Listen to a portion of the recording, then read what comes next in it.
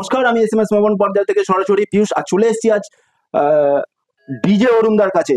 আর সঙ্গে রয়েছেন ডিরেক্টর প্রদীপ বিশ্বাস। তো আমরা চলে যাবো আজকের অরুণদার কাছে, যেন আজকে নাকি শুনতে পাচ্ছি যে ডিজে অরুণদা কোনো ইন্ডাস্ট্রিতে গান নিয়ে আসছে। তো আমরা জেনে নেবো। বলছি অরুণদা, শুনছি তুমি নাকি ইন্ডাস্ট্রিতে গান নিয়ে আসছো। সেটা হোলির ধামাকা গান। কারণ গানটি সত্যিই এরকমই, আমি শুনে এক্সাইটেড।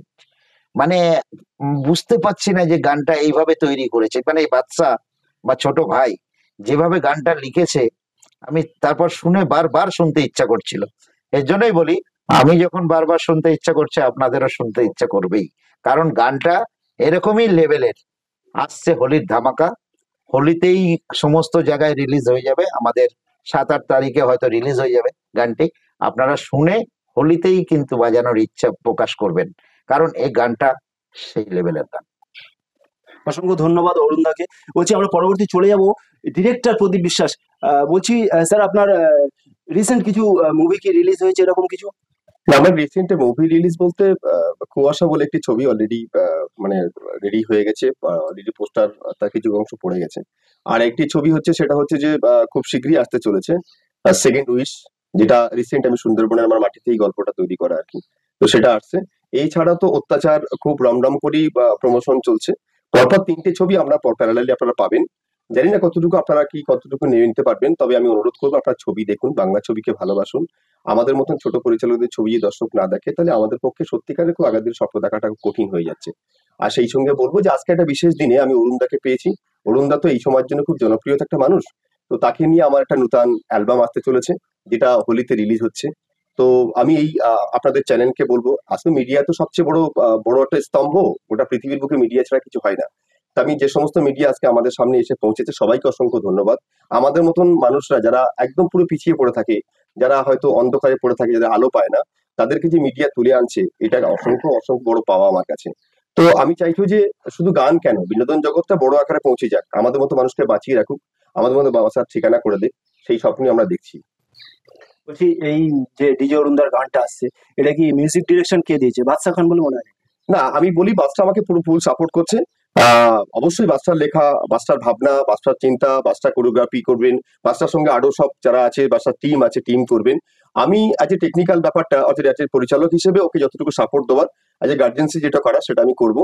আজ ক্রিয়েটিভ পার্টটা পুরোটা আমি দেখছি। আগামী দিনে আমি এই ধরনের গান তো কখনোই করিনি, তো এটা আমাকে বাদশা সাহস দেখিয়েছে, এবং অরুণদাকে পাওয়ার পর আরো বেশি প্রেরণা জেগেছে আমার, যে এই গানটা মনে হয় আমি একটু অন্য জোনার থেকে জোনার চেঞ্জ করে বেরিয়ে আসছি, যেখানে আমার জীবনে এখন ছিল না আর কি। তো এটা আমার কাছে একটা অত্যন্ত পরম পাওয়া হবে। আপনারা আমাকে প্লিজ এইভাবে দেখবেন না, আমার কাজকে দেখবেন, অরুণদার যে সমস্ত অ্যাক্টিং সেটা দেখবেন। তাতে আমার মনে হয় যে অরুণদা এবং আমার মধ্যে ভিন্ন একটা জীবন খুঁজে পাবেন, যেটা আগে কখনো দেখেননি আপনারা। অপেক্ষা থাকুন, হোলিতে আসছে, একসঙ্গে রং মাখতে চাই, একসঙ্গে গান শুনতে চাই, আর একসঙ্গে নেচে একসঙ্গে আনন্দ করে বাকি জীবনটা, বাকি সময়টা কাটাতে চাই। তো বলছি অরুণদা, এই যে ডিজে সং কি এর আগে কোনোদিন করেছিলেন? অবশ্যই ডিজে তো সাউন্ড আমার আছে, আমার সাউন্ড লাইট ডিজে সবকিছুই আছে, যার জন্য কোনো এক জায়গা থেকে নামকরণটা হয়ে গেছে ডিজে অরুণ। না, বলছি কি গ্ল্যামার ইন্ডাস্ট্রিতে আসা এটা কি? না, এর আগে আমার কোনোদিন হয়নি, এই প্রথম। এর জন্য ঘাবড়ানোর কোনো ব্যাপার নেই। তাহলে দর্শকদের কাছে কি তো এটা আকর্ষণীয় কোনো একটা কিছু মনে হচ্ছে? আকর্ষণীয় তো অবশ্যই মনে হচ্ছে, কারণ ঘাবড়ানোর কোনো ব্যাপার নেই। আমি অ্যাজ এ স্টেজ প্রোগ্রামে অ্যাঙ্কারিং করি, ঠিক আছে, অ্যাজ এ অ্যাঙ্কার। তো অ্যাঙ্কার হিসাবে অতি বিভৎসভাবে জনপ্রিয় আমি। কারণ আমার ওয়ার্ডে যখন কোনো বিধায়ক কোনো কেউ আসে, তো মাইক্রোফোনটা আমাকে হাতে তুলে দেয়, তাকে সংবর্ধনা দেওয়ার জন্য, তাকে আহ্বান করানোর জন্য, তাকে সমস্ত কিছু করায়। এই জন্য বলি, আমি কিন্তু অ্যাজ এ অ্যাঙ্কার শিল্পীও বটে, শিল্পীটা হয়েও আসছি। তার জন্য একটা ছোট্ট করে গানও আমি গাইতে পারি, কোনো অসুবিধা নেই। অবশ্যই অবশ্যই। তো আমি এরকম প্রতিভা যারা পাশে এদিক ওদিক পড়ে আছে, অনেকে দেখা যায় না, তো গানটা একটা গুরু দক্ষিণার গান।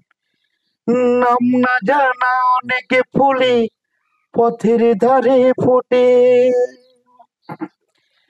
জীবনটা যায় ঝরে ঝরে, ফুলদানি না জোটে, দু পায়েতে মারি গেলেও নিচে অভিমান, তোমরা যতই আঘাত করো, নেই কো অপমান, শুধুই আমার দাও গো সুযোগ, শোনাতে গান, তোমরা যতই আঘাত করো। সে তো আমরা চলে যাব SMS ভবন নিউজ বাংলার পর্দা থেকে সবাইকে স্বাগত।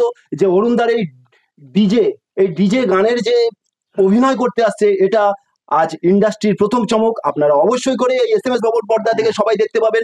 পরবর্তী এই ভিডিও, এই গান দেখার জন্য আপনারা এই চ্যানেলটাকে অবশ্যই করে যদি সাবস্ক্রাইব করেন তো দেখতে পাবেন। তো আমরা চলে যাব। নমস্কার। নমস্কার।